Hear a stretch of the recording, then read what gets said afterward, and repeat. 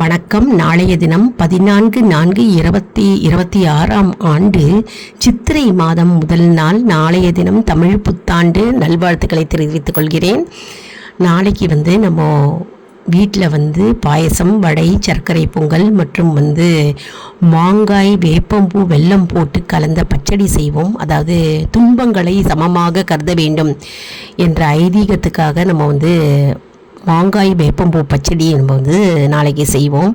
மற்றும் வாசலில் கோலமிட்டு நம்ம பூக்கள், நாணயங்கள் இதெல்லாம் பூஜை அறையில் வைத்து நம்ம பகவானை நினைத்து நம்ம தூப தீபம் காண்பித்து விளக்கை ஏற்றி வீடு நிறைய கோலமிட்டு அலங்காரம் செய்து நம்ம தமிழ் புத்தாண்டை வரவேற்போம்.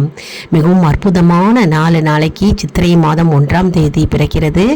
மற்றும் சூரிய பகவான் மேஷ ராசியில் நகர்கிறார். அதனால் நாளைக்கு சித்திரை மாதம் 1ஆம் தேதி தமிழ் வருட பிறப்பாக கூறப்படுகிறது. இது புதிய ஆண்டின் தொடக்கமாக கருதப்படுகிறது. மற்றும் கோவிலெல்லாம் பஞ்சாங்கம் படிப்பாங்க. கோவிலில் நிறைய சிறப்பு பூஜைகள் செய்வாங்க.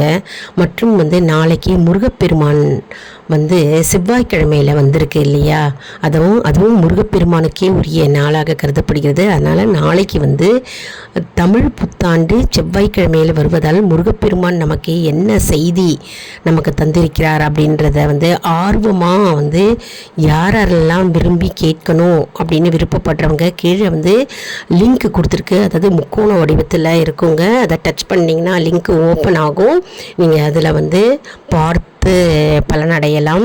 அதாவது முருகப்பெருமானுடைய அற்புதமான புத்தாண்டு செய்தி வீடியோவாக அப்லோட் ஆகிருக்குங்க.